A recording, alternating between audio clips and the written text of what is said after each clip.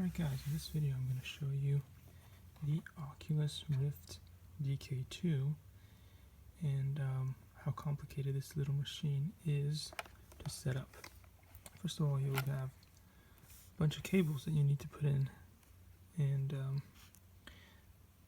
alright, so this is one of those funny connectors. They don't make these anymore.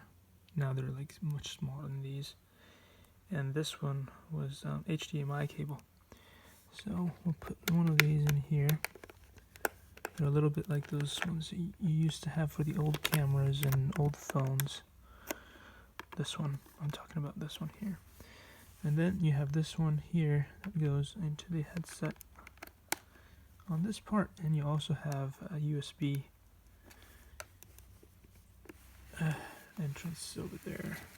Okay, now then you have the control here, and it has a power supply. So power supply goes in here, and then the other cable that you saw me insert here in the headset up here goes in here like that.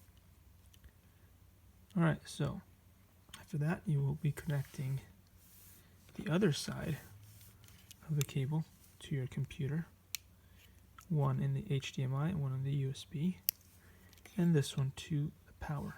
So I'll go ahead and do that. Let's move to the computer